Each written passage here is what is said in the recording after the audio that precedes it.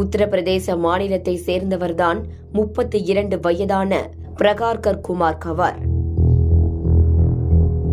சென்னை மதுரவாயல் வக்கீல் தோட்டம் பகுதியில் தனியாக வசித்து வந்த இவர் குன்றத்தூரில் உள்ள சென்னை இன்ஸ்டிடியூட் ஆஃப் டெக்னாலஜி என்ற இன்ஜினியரிங் கல்லூரியில் துணை பேராசிரியராக பணிபுரிந்து வந்துள்ளார்.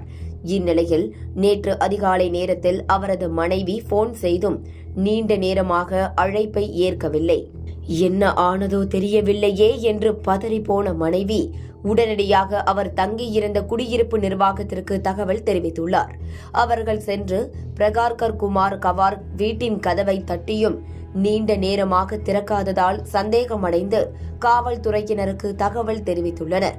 இதையடுத்து அங்கு சென்ற காவல்துறையினர் வீட்டின் கதவை உடைத்து உள்ளே சென்று பார்த்தபோது அறைகளில் அவரை காணவில்லை.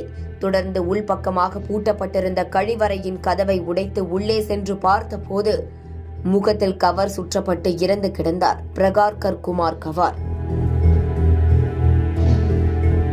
இதையடுத்து அவரது உடல் கைப்பற்றப்பட்டு பிரேத பரிசோதனைக்காக அனுப்பி வைக்கப்பட்டது. இது தொடர்பாக வழக்கு பதிவு செய்த போலீசார் பிரகார்கர் குமார் கவார் தற்கொலை செய்து கொண்டாரா அல்லது மாரடைப்பு காரணமாக உயிரிழந்தாரா என்ற கோணத்தில் விசாரணையை துவங்கியுள்ளனர். எனினும் அவரது உடலை பரிசோதித்த மருத்துவர்கள் பிரகார்கர் குமார் கவார் முகத்தில் கவரை கட்டிக்கொண்டு சுய உணர்ச்சியை தூண்டிய போது அவருக்கு மூச்சு திணறல் ஏற்பட்டு உயிரிழந்திருக்கலாம் என்று தகவல் கூறியதாக தெரிவித்துள்ளனர்.